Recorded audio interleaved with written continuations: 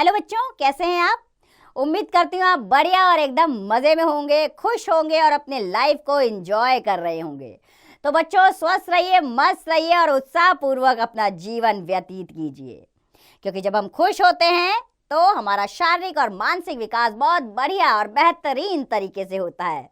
तो चलिए, प्रथम कार्य क्या करना है भाई, खुश रहना है। और क्या, रहते हैं खुश और पढ़ते हैं बड़ी खूबसूरत सी कविता, जिसमें छुपी सीख को आप समझने का प्रयास कीजिएगा और जीवन में अपनाइएगा। हमारी कविता का नाम है कांटों में राह बनाते। तो आइए कविता की पंक्तियां आरंभ करें। पंक्तियां कुछ इस प्रकार है बच्चों। सच है विपत्ति जब है आती, कायर को ही है दहलाती। सूरमा नहीं विचलित होते, क्षण एक नहीं धीरज खोते। अर्थात जब विपत्ति यानी कि संकट आता है, तब कायर यानी कि जो किसी काम के नहीं हैं वही दहल जाते हैं, वही डर जाते हैं। सूरमा यानी कि वीर लोग जरा भी विचलित नहीं होते, जरा भी नहीं घबराते हैं, एक क्षण के लिए भी अपना धीरज नहीं खोते हैं। अर्थात जो वीर होते हैं, साहसी होते हैं, अपने लक्ष्य को प्राप्त करना चाहते हैं, वो संकटों से घबराते नहीं हैं।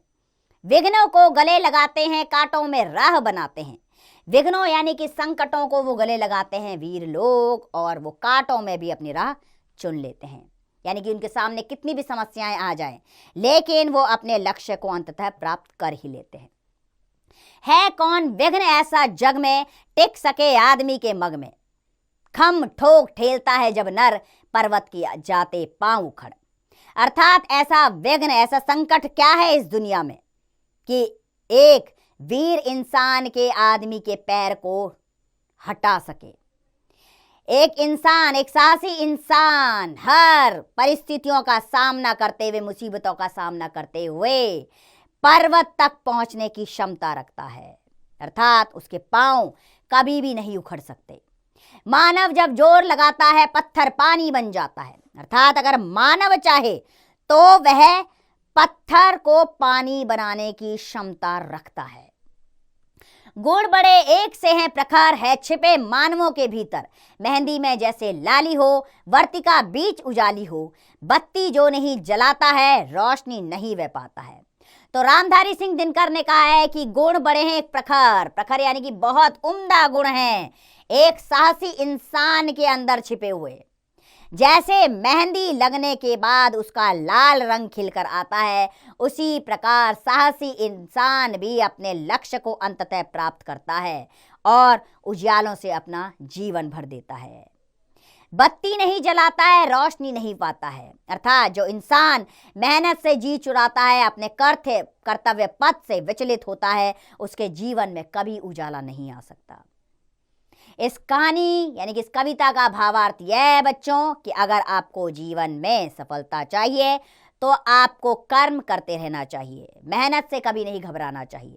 जीवन में समस्याएं आएंगी, सुख दुख दोनों ही हमारे हैं।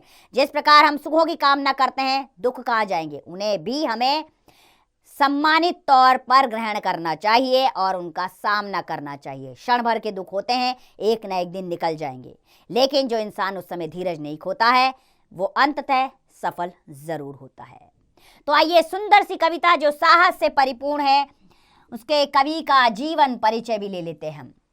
तो रामधारी सिंह दिनकर हिंदी के एक प्रमुख लेखक, कवि व निबंधकार थे। इनका जन्म 23 सितंबर 1908 में बिहार के जिला बेगूसराय के सिमरिया गांव में हुआ था। इन्हें राष्ट्र कवि के नाम से जाना जाता है। उर्वशी, रेणुका, रश्मिरथी, नीलकुसुम, हिमालय से रसवंती आदि इनकी प्रसिद्ध रचनाएं हैं। 24 अप्रैल 1974 को इनकी मृत्यु हो गई।